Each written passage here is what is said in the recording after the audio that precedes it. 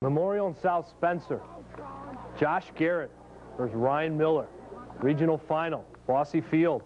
Enough said. A great crowd on hand, and early on, they saw two of the best pitchers in the state work their magic. Miller would finish with 11 strikeouts. Garrett, right there, with 16. For some, change is good. For others, well, nothing ever changes. For the Memorial tennis team, nothing changes again. Up in Indy today, they captured a record 4th straight team tennis title.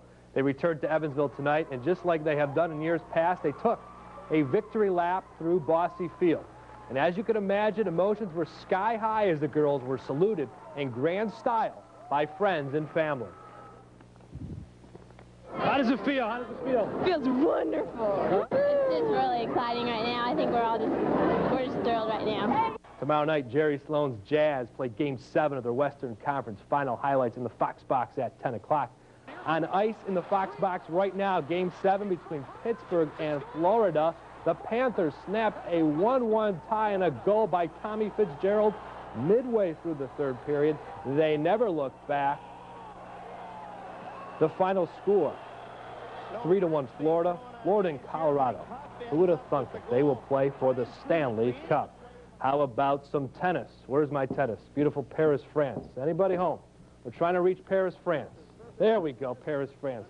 Third round action of the French Open. The big news from Paris today, Stefan Edberg in search of his first ever French Open title. Doing good. Eliminated 4th seeded Michael Chang. 4-6, 7-5, 6, love 7-6. Second seeded Thomas Muser also advanced today, along with Goran Ivanisevic.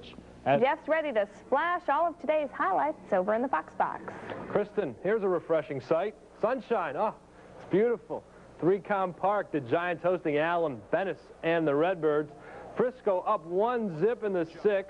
Pitcher Alan Watson bounces one up the middle. Easy play for Luis Alicea. No, it's not. He throws it away. Stan Javier scores, and it only gets worse for LaRussa and the boys. Right now, in the 8th inning, they trail 9-0. The Cubs going for 2 straight against Montreal. Cub outfielder Doug Glanville in his major league debut. Not bad. The Cubs trailed 2-1 in the 7th. Ryan Sandberg changed that in a big way. A 2-run blast to the bums in the bleachers. Okay, it may not be as popular as basketball or baseball, but the sport of boxing is alive and well in the tri-state. For the last year, the Boxer's Den, located in the shadows of Evansville's downtown area, has been a hotbed for boxing enthusiasts. A lot of people don't understand the sport. They think it's too brutal, too dangerous, but it's a safe sport, you know, if it's coached right and they have the right equipment. What attracts many to the sport is the mano-a-mano element that doesn't exist in team sports. You know, you play basketball with somebody, you know, they can make mistakes and he will blame you for mistakes. And in this, there's no question who's at fault. It's you. It all depends on how much you want out of it. If you dedicate yourself to the sport, hey, you could make it just like anybody else can make it. Now, don't think for a minute boxing is just a ring of men.